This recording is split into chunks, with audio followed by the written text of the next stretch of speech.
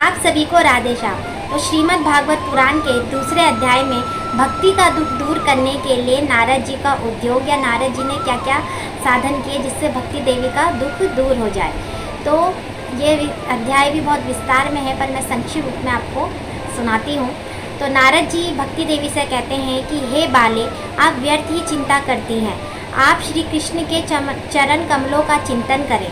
जिन श्री कृष्ण भगवान ने कौरवों के अत्याचार से द्रौपदी की रक्षा करी, गोप सुंदरियों को सनाथ किया, उन भगवान श्री कृष्ण के चरण कमलों का आप वंदन करें, उनका चिंतन करें।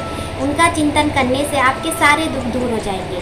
फिर देवर्षि नारद भक्ति देवी को बताते हैं कि सतयुग, त्रेता युग और द्वापर युग, इन तीनों युग में ज्ञान और वैराग्य मुक्ति के साधन थे, किंतु इस कलयुग में भक्ति ही मुक्ति का साधन है। यानी कि जो लोग भक्ति करेंगे उनको ही मोक्ष की प्राप्ति होगी। और इस कारण आप श्री हरि की प्रिय हो, और श्री हरि ने ही आपको ये आदेश दिया था कि आप मेरे जितने भी वैष्णव भक्त जन हैं उनके हृदय में वास करो, तो इसीलिए आप उनकी प्रिय हो।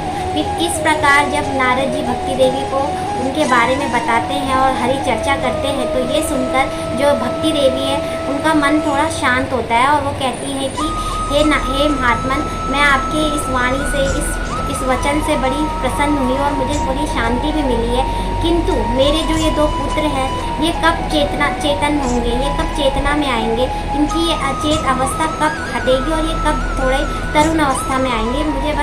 मेरा बस यही दुख है, आप इस दुख को दूर करिए। फिर नारद जी को भक्ति देवी पर दया आती है और वो उनकी चिंता को दूर करने के लिए उनके पुत्रों को हिलाते डुलाते हैं ज्ञान और वैराग्य को, पर वो नहीं जागते। उसके बाद नारद जी उनके कानों पर मंत्र पढ़ते हैं और साथ साथ गीता का पाठ उन्हें सुनाते हैं, पर उसके बावजूद भी जो ज्ञान और वैराग्य हैं वो नहीं जागते।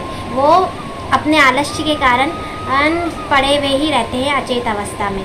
फिर इसके बाद नारद जी को बड़ा दुख होता है कि मैंने गीता का पाठ भी कर लिया, मंत्र उच्चारण भी कर लिया, उसके बाद भी ये जागृत नहीं हो रहे हैं और जो भक्ति देवी है उन्हें भी सुख नहीं मिल रहा है, तो वो बहुत परेशान होने लगते हैं। उसके बाद एक आकाशवाणी होती है जिसमें नारद जी को उस आकाशवाणी में कहा जाता है कि आप इनके लिए एक सत्कर्म करें।